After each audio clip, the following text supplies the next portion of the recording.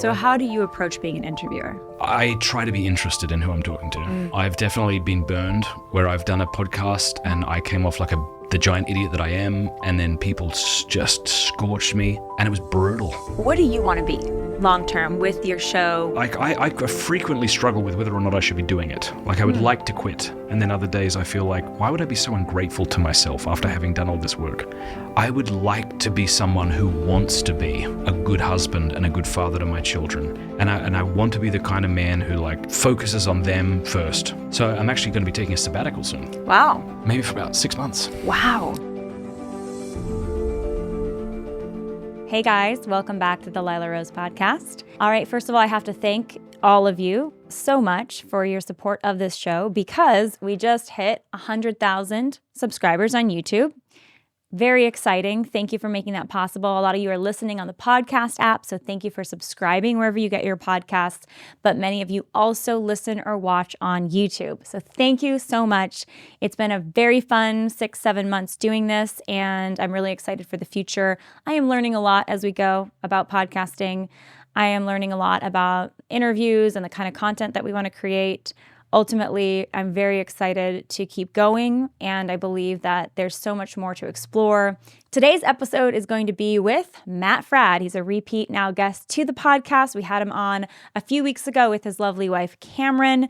Her podcast is Among the Lilies. His is Pints with Aquinas. We've got a lot of Pints with Aquinas fans who also listen to this channel. Matt's doing amazing work over at Pints with Aquinas on YouTube, so go check it out. Matt is an author, he's a speaker, and he's, of course, a podcaster. And in this episode, we really got into the art of podcasting, Matt's experience growing his channel over the last several years, how he approaches interviewing, how he approaches the topics of philosophy and theology on his show.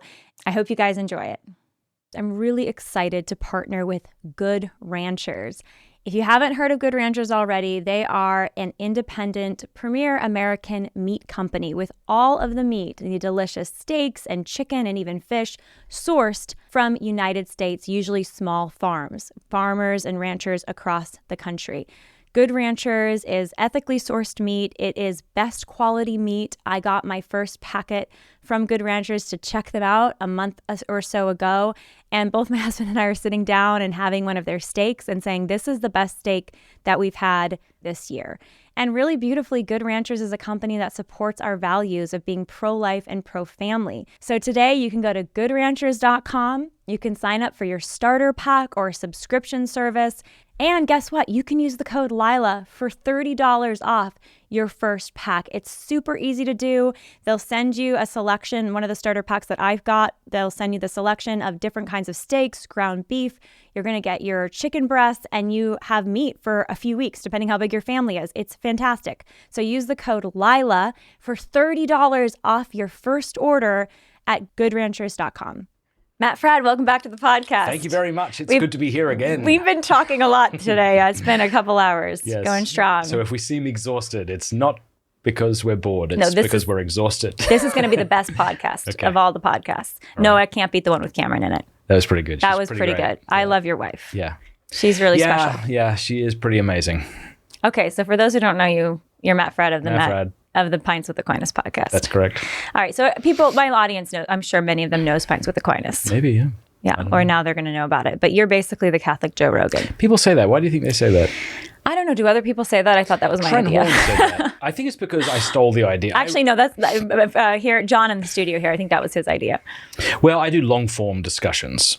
Okay. And I like them a lot. I'm nowhere near as good an interviewer as Joe Rogan is, but I think he does an excellent job at letting people talk and pushing back where he doesn't necessarily agree and trying to understand things, and he doesn't pretend to know things that he doesn't know. You know what I mean? And so I like those things about him. So you've interviewed me twice on your podcast. Oh, that's right, yeah. And you told me last time I went out there in studio, you told me, I don't know if this is true, I'm going to ask you right now. Yeah. That you don't prep for your interviews. You didn't have any interview questions prepped. I never have interviews. And you just went for it. Yeah. And you actually asked me in that interview, what should I ask you? I think what I meant when I ask guests, like, I said, is there anything you want me to ask you? What I mean is like general themes that you want to talk about that will make you comfortable. For my sake. It really is. Okay. No, it really is. No, I never come up with questions beforehand. No, I don't think You've never done that once? I'm trying to think, honestly.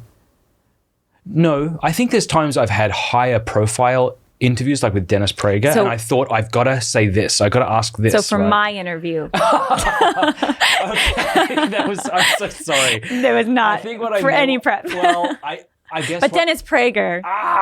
He got it. Now I've got to dig That's fair. myself It's out of okay. this. Dennis Prager is, I think it was more that it was adversarial. I thought with him it was going to be so I had to know what kind of things do I want to ask. That was more it. And then because you had that disagreement about lust and pornography. Stuff, okay. Yeah.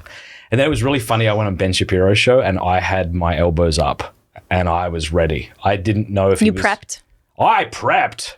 I looked so weird in that because my producer put up the screen for me to watch Ben Shapiro while I was talking to him. But if I was watching him, I needed to be looking in the camera. So he ended up turning it around.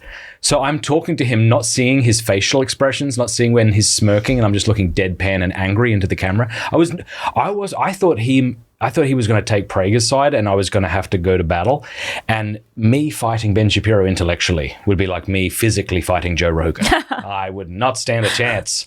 So I was a little nervous. But he sided with you in the end. He did. What was he siding with you about? Ben Shapiro? It was about lust within marriage and whether it's okay. And the last question I asked him is, have I changed your mind? And people can go and watch that episode to see if he did. And your position was that lust within marriage is wrong? Yes, lust is a sin, so it's always wrong. Mm-hmm. And how do you define lust? Lust is reducing a person to their sexual value. People have sexual value, but when we sort of isolate it from the person, treat them merely as a means to an end, that this isn't how we should be treating people. So what I like about your show is that it's all based on Thomas Aquinas. It really is. The genius. Okay. Okay. It's not anymore. We still circle back that way. But when I say that is, you started from let's get these basic truths about philosophy and natural law out there and talk about interesting things. Mm-hmm. Yeah. But now you're saying we don't just talk. I mean, of course you don't talk about it, but it was founded on, it's called Pints with Aquinas. It was founded on Thomas Aquinas. On that. It's definitely evolved so that it's more just long-form discussions about faith and philosophy. And you don't want to be pigeonholed into no, it's because I don't have the intellectual stamina or depth to be talking on Aquinas full-time. So I have people on who can do that. I see. That's a good tack to take. Have other people do the work. There you go. Like you, and have you come ask your own questions. I asked my own questions. One day we'll use AI and you'll just be talking to someone in a green suit. I will admit for an interview, I'm not going to say which person it was, but we did go to the little AI box and put in their name and we said, what questions should we ask? Really? I just was partly curious. Decent? They were fantastic questions. And I can't even say I remembered them or asked them well. If I had, it probably would have been a better interview. It was scary how impressive it was. How many years have you been doing Pints with Aquinas? Well, as far as interviews or as it started in 2016. Okay. But then it morphed. So then I was doing that. 7 years. Where I was doing episodes where I just focused on an article of the Summa, which is like something Thomas Aquinas wrote. And then I started wanting to do interviews, long form interviews. And I didn't want to muddy what Pints with Aquinas was. So I called it something different. It was called The Matt Fradd Show, very original. And then it was like, this is weird. I've got 2 podcasts, The Matt Fradd Show, Pints with Aquinas. And yet a lot of the time I'm talking about Aquinas or the Catholic faith anyway. You know what? I'm just going to call everything Pints with Aquinas. And so that's kind of part of how it evolved into what it is today. So you don't think the Matt Fradd Show is original? Well, I not really know. Is the Lila Rose podcast? Oh my gosh, this is just Matt Fradd just ripping into Lila Rose constantly. I will say I felt a little better when I learned that Pints with Aquinas has been around since 2014 because we are a new podcast and I look up to you, Matt, as an older brother in the faith, the wise beard of the Catholic conservative Christian podcasting movement, and we are following slowly in your footsteps. I hope one day to have a mug on my show that I can sell for a locals membership. Sure. Yeah, it's working well for me. How is that working for you? What bit? Locals? And the mug. You have a really cool tumbler. Yeah, so is it a tumbler? No, it's a mug. No, it's a very beautiful beer stein that really you could buy for $30 and you'd be impressed. Like it's a handmade, beautiful beer stein. If people sign up to get it on your locals account on the show, can I get a cut of that? Well, they can't anymore. But I'll send you a beer stein if you want. But no, you cannot have a cut. It was our that last. Was a joke, by the way. I know. We did a promo month. That was the last month we gave them away. Wow. But so you're saying you designed this beautiful mug and that helps you build subscriptions to the podcast? I think that whenever people encounter something, like some kind of product, some kind of service, you either get what you expected, less or more. And I really want people to get more. And that would be part of my advice to people who are starting a podcast. It's like, give people what you would want to be given. So on locals, and this is not a long sales pitch for locals, but since you wanted to talk about how podcasts can be successful, I guess, like we have, oh God, we have like, since you're clearly struggling with yours. Yeah. Yes. You're the one who told me you wanted me to talk about this. No, I do. I really do. We need it. We need the help, right, guys? We really actually need, we're growing this podcast. It's a new project and you are here to help. But why do you want to grow it? Because I want to reach more people with GTB, goodness, truth, beauty. Do you really? I really do. Yeah. And the reason I've been fighting the abortion fight, I know you're interviewing me now, but I've been fighting the abortion fight since I was a teenager, right? And the reason we have abortion is because so many people are so broken down and so confused about all the muck and the chaos of the culture. And so if we can just share the goodness of relationships and the beauty of, family and the beauty of just like learning health mentally and physically and spirituality, like everything. An anti-whatever podcast. Yeah. That's what we need. Yeah. It's a pro podcast. We're the pro podcast. No, but it's an anti-whatever podcast. Which seems an to be anti-whatever podcast. Yes, that podcast seems to be promoting the opposite. Yeah. I mean, that's beautiful. Good for you. Yeah. But that's, I think, your project too. I mean, yeah, I don't know. I just really like doing it.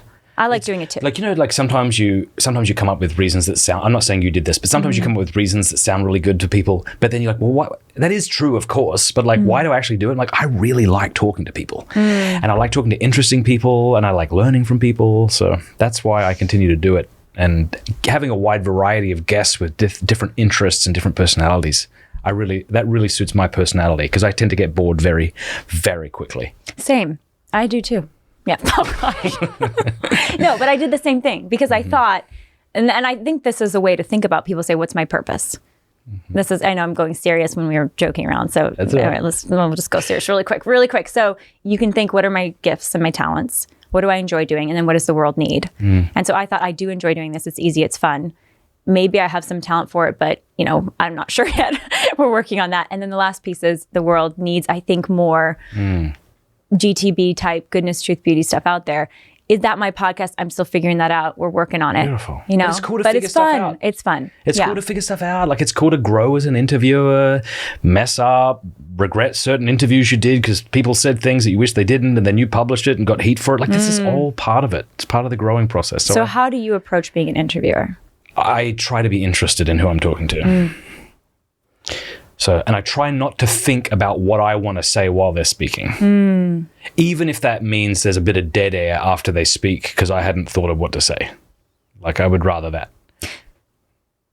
That's great. That's very good. Right on cue. So if you think of something while they're talking, if it's let it go. If it's important, I might write it down. Okay. But, when you're talking to someone and you get the sense that they're just waiting for you to stop talking so they can unleash another set of wisdom upon you. And it's annoying. So I want to be interested. And I try to ask the questions that actually interest me. So I don't know if this is right or not, but I think to myself, if I just have this conversation for my benefit, not care about anybody else, it'll end up benefiting other people. But if I tailor it in such a way that it's helpful for everybody, it'll end up being bland and as interesting as dentist art. Or that. What is dentist art? Whatever that is. On the dentist's wall. Yeah, just boring. Who cares? Yeah, that crap you got up there. It's just, that thing. I just pointed at it. They're like, who the heck knows? Or another. It is, if a guest who watches the show wants to create original art for the background, I will finally accept it. Just a big Pints with Aquinas beer stein. Yes, on the wall. No, or it's like another example would be hotel advertising. You get into an elevator at a hotel and there's this big advertising for their hotel. Its intended purpose is to appeal to everybody, right? The last thing they want to do is offend or marginalize anybody at all, and consequently it interests nobody. So my advice for myself and for you and for other interviewers is just to be big, goofy, awkward you and let people get upset in the comment section and care more about the people around you who know what you want and have them correct you, them criticize you, them encourage you, and forget the comment section. That's really good advice. Yeah, it is. Have you always done that? No, I've definitely been burned where I've done a podcast and I came off like the giant idiot that I am, and then people just scorched me, and it was brutal. I wish I could say, like, I wish I had like the temperament of Matt Walsh, who probably just would go fishing and have a whiskey, but instead I'm like, oh my God, what am I going to do? I didn't cry, but like I was really upset about it. And when that happened once, it was a pretty big thing. I don't want to get into the specifics of it, but because other people were involved, but I put my laptop and phone away for the weekend and just didn't, and I think I emerged like a phoenix from the ashes. Much thicker skin. So I don't care really if people are upset in the way I used to. So you can't tell me what podcast that was. Yeah, I don't want to. The worst ever. I don't want to get into the people. So was it, the problem was in the podcast, the person you were interviewing, there was an issue? It was me, it was them, it was a whole host of issues. What were you doing in that podcast that made it the worst podcast? Things I don't want to get into it because it was things I said, things I didn't say, things I should have said but forgot to. Was it the podcast? It was Lila Rose. It was just a train wreck. I knew it. Dang it. So I don't want to say. No, it wasn't just that. It was multiple different things, you know. And we don't like. It's like we're not. You think of it on a given day. How many people come up to you and say you suck? Like, and here's why. On YouTube or in real life? On YouTube, it's all the time. But in real life, like we're not ready for this, you know. And so I think the people who are doing it well just choose not to care. Like, and I remember Tucker Carlson being asked about that dead face he does, you know, how he does that face in interviews. And he brought up that point. If he was concerned what other people thought, it would drive him neurotic. So he just doesn't care. And Joe Rogan doesn't read comments. And it seems like the people who are doing a good job and remaining sane just aren't interested in what, you know, whoever, some burner account says about them on YouTube. So I don't care either. What do you want to be? Long term with your show, with your mission? Are you just kind of enjoying the ride, or do you have you're a choleric melancholic, right? Other way around. Sorry, you're a melancholic choleric. Yeah. And usually those people are very driven and specific. Yeah, I don't know. I have no plan. I have no 5-year plan. I have no overarching goal. I would like to be someone who wants to be a good husband and a good father to my children. And I want to be the kind of man who like focuses on them first, you know, and tries to be a saint. I want to pray every day. I want to walk the walk. I don't want to waste my time listening to news media when I could be reading scripture and the lives of the saints. That's who I want to be. I want to have more naps. I want to have a nap every day. I want to get rid of my smartphone eventually. I want to have a cigar every morning. In the morning? Oh, every morning, yeah. A cigar? Love it. Yeah, it's my favorite time. And I want to be good to my wife. With breakfast cereal? I don't eat breakfast, so I just have black coffee and cigars. Yeah. Yep. And so and as far as the podcast, I don't know. Is that healthy? I don't care that much, but okay. I want to I don't know. I might I frequently struggle with whether or not I should be doing it. Like I would like to quit. Many days. And then other days I feel like, why would I be so ungrateful to myself after having done all this work? Like if I gave you, Pints with Aquinas, not you, because you have your own thing and you're busy enough. But if I just gave some random person without a job, here's my podcast and here's the revenue and here's what I'm doing. And they acted as ungrateful as I do to myself for all the work, I'd be like, where's the gratitude? So I think we have to be. I'm grateful. I have put in a lot of work, and I'm proud of what it is in many respects. But I do often think, like, what's the off ramp? How do I get off of this thing? Is that because it's stressful for you sometimes, or why? It's not stressful. Why are you even thinking of an off ramp? I get pretty overwhelmed by modern technology, and I have to live in that world, and I don't know how to balance it. So that's why. And what does that mean? That means you're looking at the YouTube channel and you don't want to be looking at it. Emails, correspondence, feeding the machine. even things like, YouTube, well, you gotta get those videos up or else the algorithm will dip. And if the algorithm dips, then you'll get less of this. And I just, that bothers me. I don't want to be someone who's concerned about that. So I'm actually going to be taking a sabbatical soon. Wow. Maybe for about 6 months. Wow. And so if I do that, it looks like I'm going to. If I do that, then I'm pre-recording episodes now, but I'm also going to be hiring somebody who's going to be fantastic, way better than me, to sit in my seat and host interviews, and we'll see how that goes. When does that start? Well, it might not happen. I don't want to claim it will, but January or mid-January, February. What are you going to do for your 6 months? So this is all tentative, so nobody hold me to this, please. I've been asked to teach in Austria at Franciscan's University in Garming, so I might be co-teaching some philosophy courses, and I might take my family to do that. If it's not that, it'll be something else. That sounds amazing. Yeah. Have you been to Austria before? No. What does Cam think about that? Well, I think we're open to what's best for our family, and so she's very much open to it as well. Do you feel burnt out? I frequently vacillate between feeling burnt out and feeling completely exhilarated. Are you burnt out of the yo-yoing? I don't think I'm burnt out. I don't do a lot. I probably do more than I think. You probably do more than you think, I think. I'm very entrepreneurial. I love doing things. Like, I have a whole Catholic lo-fi YouTube channel that I'm constantly building up. I have stupid horror stories I write with my sister. That's a whole other podcast. I love creating things and doing things. I get a lot of energy from that. So anyway. But you get a lot of energy from that, but it sounds like it's also, maybe stress isn't the right word, but it also takes a lot out of you. Doesn't it take a lot out of everybody? Like, we shouldn't be living with phones and email and text messages, I don't think. So why would you even consider the 6-month sabbatical?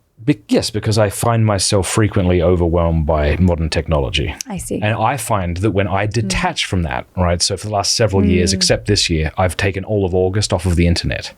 Dave Rubin and I found out we were doing it at the same time. I don't think I heard about him doing it, and he didn't know who I was at the time, so he certainly didn't do it because of me. But basically, the end of July, I'd give my phone away and give my computers away, and I'd have no technology for the month. And I just like that a lot. And so I would like to do more of that. So I don't know what that means, being a YouTuber. How does it look to be on YouTube and to also know that YouTube is maybe harming people? Mm-hmm. All the internet, so much video, media, social media. Yeah. It's something I ask myself. It's a great question. I'm in the same. No, it's a good question. I mean, I've said in the past, don't listen to Pints with Aquinas. Just go read a good book instead. You'd be much better off. But then I've had some of my audience correct me and like, please don't say that. Like, I came into the church because of your podcast. You have no idea how helpful this has been. Like, well, okay, well, thank you very much. So, but I think ideally, wouldn't that be a better life? If you just walked around with your own thoughts in your head and prayed and read a book and you weren't glued to your screen. I will say when when I go and work out, I'll work out like 2 or 3 times a week, sometimes more. It's not like CrossFit or anything. I go to the Y with the old Italian women and feel good about myself. But when I do that, I think sometimes I'm like, oh gosh, I'm out of battery on my earphones. And I think, well, I can't work out. How am I going to work out without listening to music? It's like we've gotten to that, I have to clean the kitchen, but I need a podcast. I don't want to be dependent on these sorts of things. You think more people need silence? I think I'm going to say something very praiseworthy about myself here that you can disagree with if you want. I think I'm feeling what everybody else should be feeling, and if they're not, they're wrong. I think that's what I think. They're feeling suffocated by the noise. Yes. I do feel that way sometimes. Yes, everyone feels that way, and they should feel that way. And if they don't feel that way, it's because they've killed their heart or they're in the process of poisoning it. It's not natural. These bloody phones, they have a little delivered sign. You send a text to whoever, and it says read. And and I know you can turn that off, but now they know you've read it, and now you're waiting for a response. People text each other like they're speaking to each other in the same room. I know you can, but a lot of people don't, and the whole point is to get you to respond quicker. It's like if I say to you, how you doing? And you don't say, yeah, pretty good. within a short period of time, I'm like, something's wrong with you. We text that way to each other. I don't want to live like that. So I'm overwhelmed by that, not because there's something wrong with me, but because there's something wrong with modern technology. And we all have to realize that and just detach from the teat of Apple and YouTube, Google. Is there a way to, should we try, do you think we should try to create a media apostolate empire? Sounds too, I don't know, prideful. I don't know what it would sound to, but some sort of along the lines of what you're doing, right? But to double down on that, to reach people, because there's so much nonsense out there. And again, back to what we were talking about earlier, and like people, have been so impacted by your show. People have come into the church. I know people who have been deeply impacted by your show and become Catholic because of Pints with Aquinas helping them along their journey. Obviously they were brought in through a priest and all this, but your show has been so instrumental for them.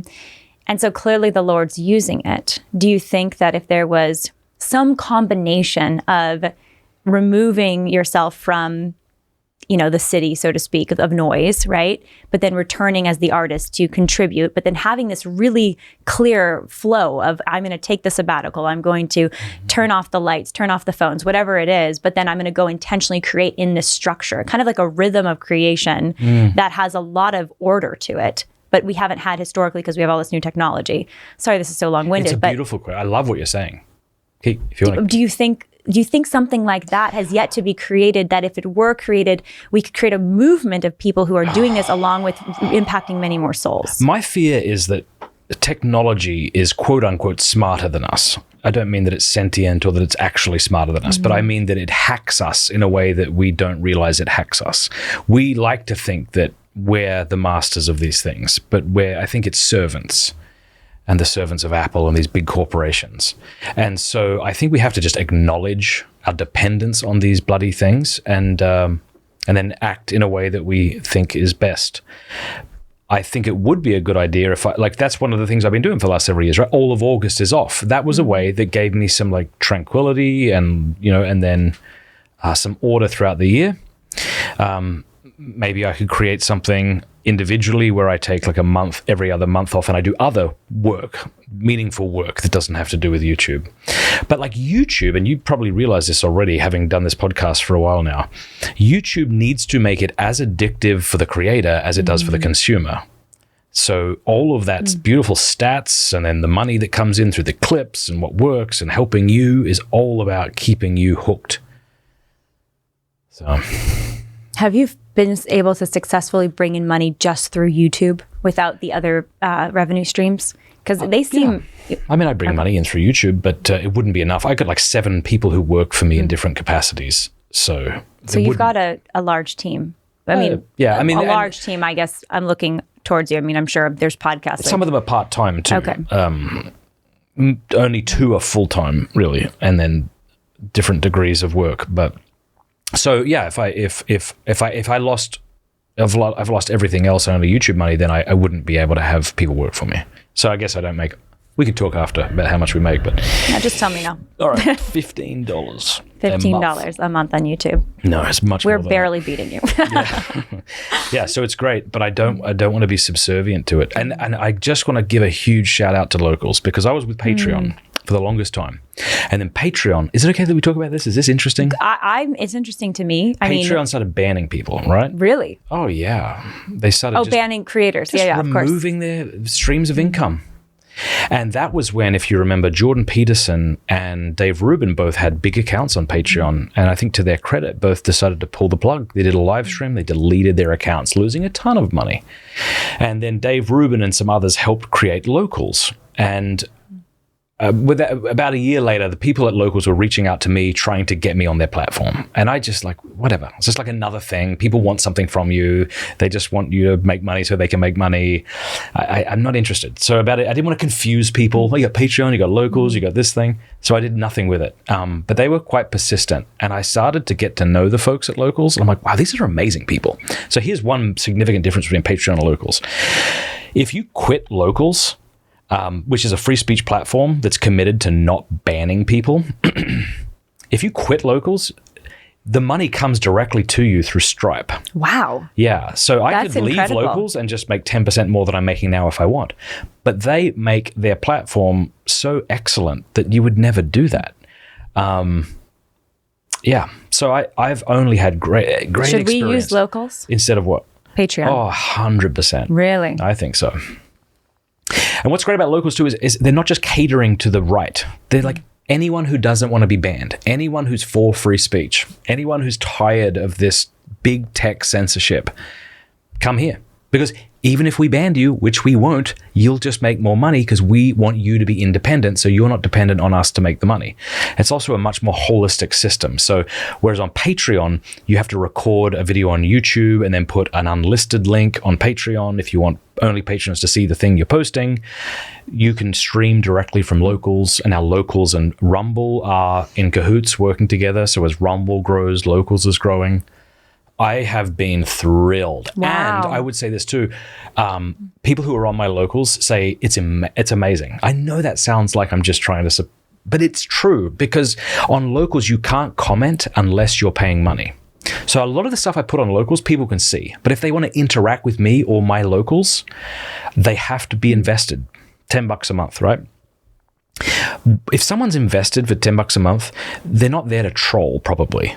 And so what you find on locals is what social media should have been but never was. And it's like people trying to give each other the benefit of the doubt, trying to understand each other, trying to be charitable. So real conversations are happening. Yeah. And meaningful connections or dialogue is happening. Really, I can't say that's true of every locals account, but for mine, it certainly seems to be. I really like it. So I know there's a lot of, it sounds like, maybe ambivalence, or you're kind of sorting through your next steps with some of this. You've grown so much over the last few years. And even this year, I feel like the show has grown so much. Mm-hmm. What are some of the drivers? What do you mean? Of growth for you? How do you approach that? Because being on Ben Shapiro's show, getting hit by an electric bicycle on a sidewalk, that was a good video. I saw that video. That did it. That was big. That was very well staged. So it was very funny. So for those who didn't see, it's like a 1-minute video. I walk out of a shop and an electric bike is zooming past on the sidewalk and knocks me over. And a camera on our cigar lounge at Steubenville caught it. And so we put it up. And I said something like, best caption wins.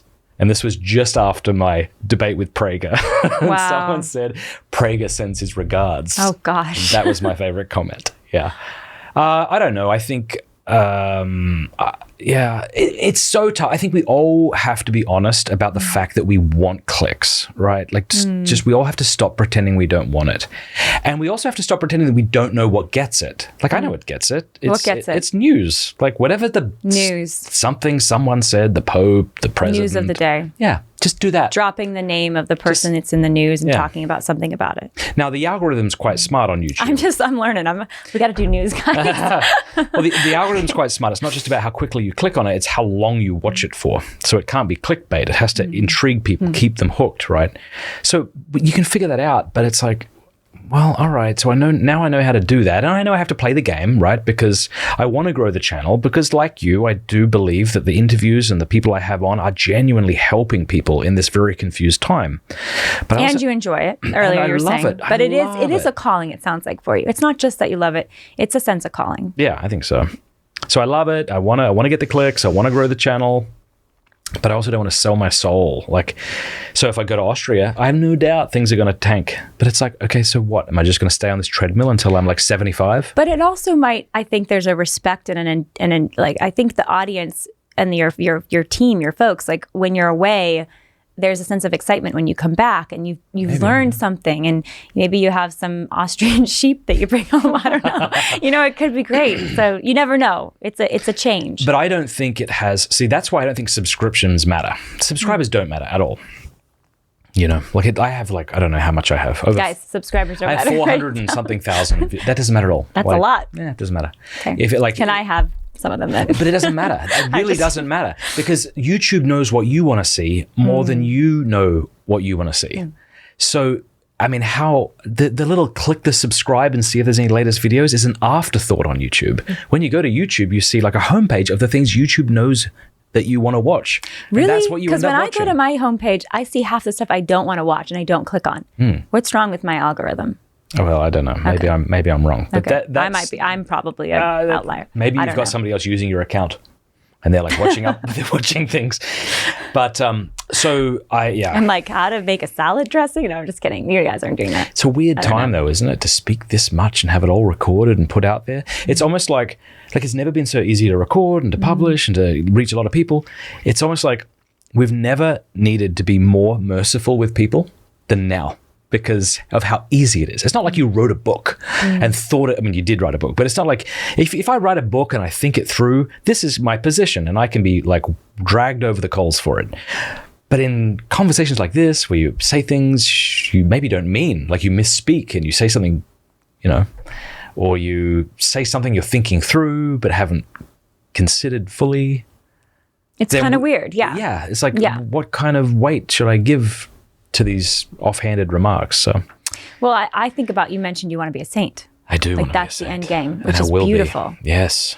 You will be. 100%. You will be. That's yes, true. You I will be. because Even if you have to go God, through purgatory. The good Lord will make me a saint. Amen. And he is making me a saint and I love him. But do you also want to be a canonized saint? I don't care about that. Really? That's good. Well, I hope I don't care about that. And if You I don't do think we care should care about about that that? and shouldn't care about that, then may God purify me of that too. Wow. It's not really that deep. But It's so, just- no, I think it's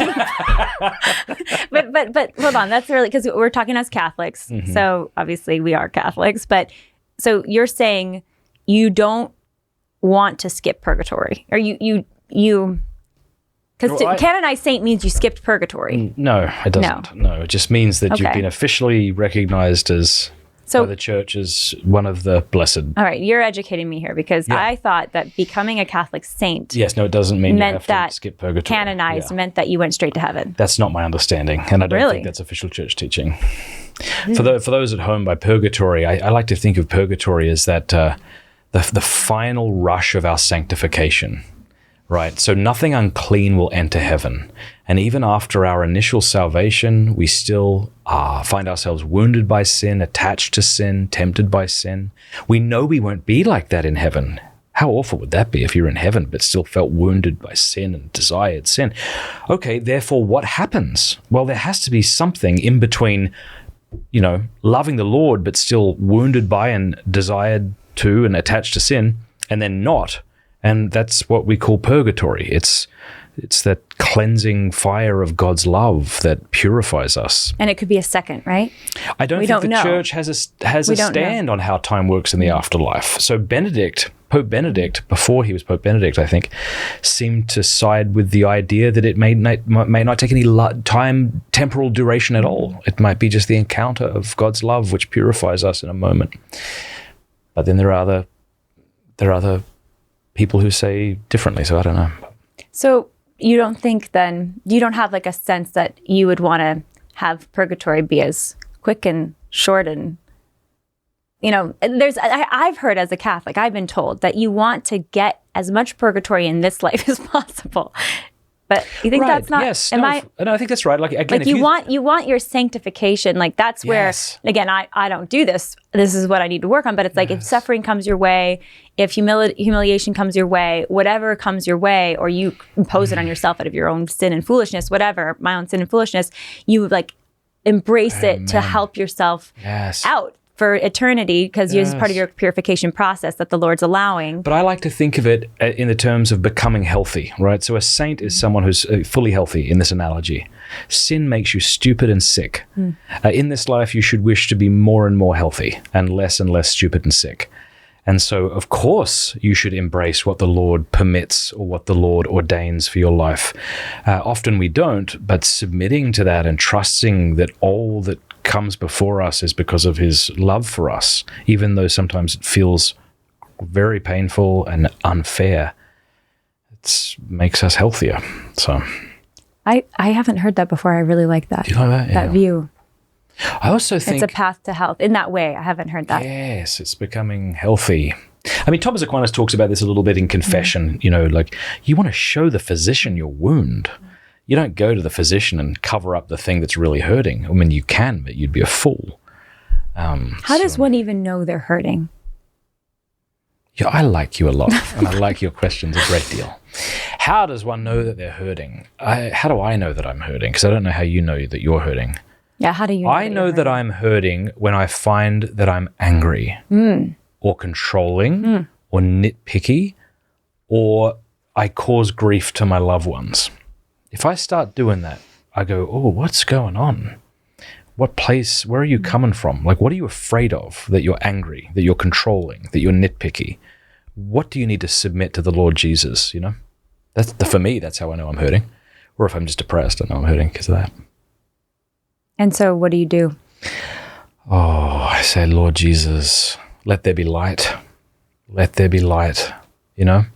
Let me see what I'm afraid of. What am I believing that's false, that I need to renounce, that I need to let go of? Lord Jesus, in your name, I renounce the lie, let's say, that I have to have it all together for you to love me. I renounce that lie in the name of Jesus, and I announce the truth, that you are my loving Father, that you desire my salvation, that by Christ's death and resurrection, you have opened heaven under my feet. I am the apple of your eye. You look at me with inexpressible tenderness, and there's nothing I can do about it. That kind of thing. So it's renouncing those lies. Like we need to close the podcast. Yeah. That was good.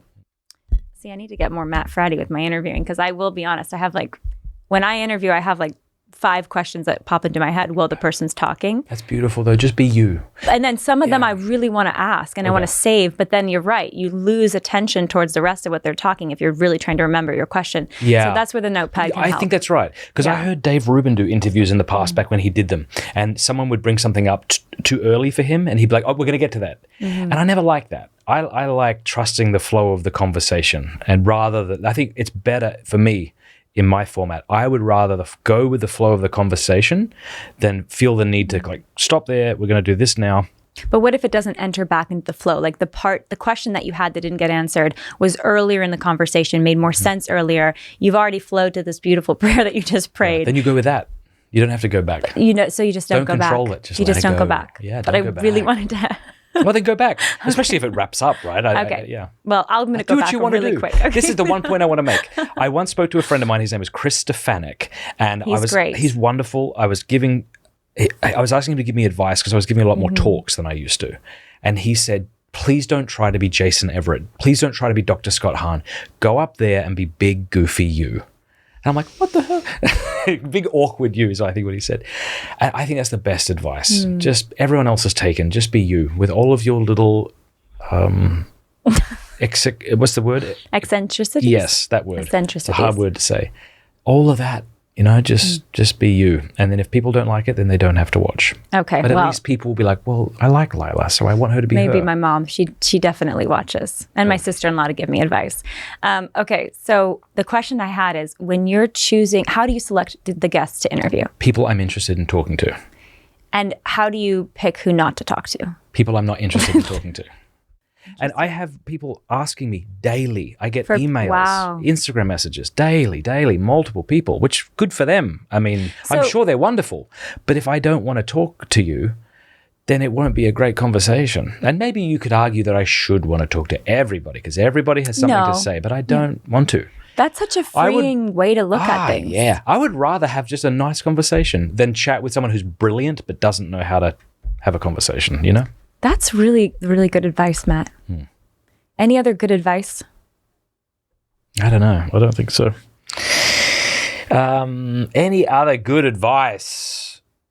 I think it's like as soon as I am doing this for a reason other than I just want to do it, I think everyone will start to feel it. Like if I'm doing episodes because I gotta promote this advertiser and I gotta get another one in, and that becomes that's the main reason we keep. It's like people know, they feel it. I don't ever want to do that. I want to do it because I want to do it. Okay, so this could be a nice place to end if you want. John Eldredge wrote a book called Wild at Heart. You like that book? Love the book. Really? Yes. What's your favorite thing about it? I'll tell you. Okay. At the end, he said something that you touched upon earlier. He says, don't ask yourself what the world needs. Ask yourself, what makes me come fully alive? And then go do that, because what the world needs is men who have become fully alive. I'm not saying that Pints with Iguanas makes me come fully alive, but I do love it. I love talking to people. I love having a big audience hear wonderful stories like you with all your great work that you've done. God bless you. And I love doing that. So that's great. Yeah, but as soon as it's not about, I love it, and it's about... It's a chore. Yeah, it's about money. Like, I want money. I want more of it. I want a lot more of it. Because the more I get, more people I can hire, other things we can do. I love the journey. But if it becomes about that and not just the joy of having wonderful conversations, then... So if that quote, it's a beautiful concept, do what makes you come fully alive. But there's a lot of things that are in life that feel like a chore, no? Yeah, fair enough. So it would make me come fully alive if I just left my children and just it's like, bought a cabin in the woods. Lord. I will be fully honest, I do not feel fully alive. I guess in a very deep spiritual sense, maybe I do actually. But certainly physically and mentally, I do not feel fully alive at 4 a.m. when my little one is up for the 5th time, just like asking for a cup of milk, Right. So I guess, to be fair to this quotation, I don't think it's an invitation to hedonism. I think what it's saying is at the core of who you are, when all the pretense has been stripped away and you can be sober and honest, what kind of person do you want to be?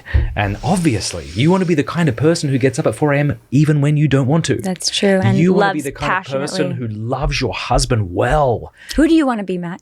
I want to be a Saint Matt Fradd. If God wanted you to be Mother Teresa, he would have made you Mother Teresa. And if he wanted me to be Padre Pio, he would have made me Padre Pio. For whatever reason, he decided to make the knucklehead that I am and your beautiful self who you are. And I want to be the full flowering of who God wants me to be. But not canonized. Oh, I'd love to be canonized if the Lord would allow it. And if we are canonized, it's all because of his work.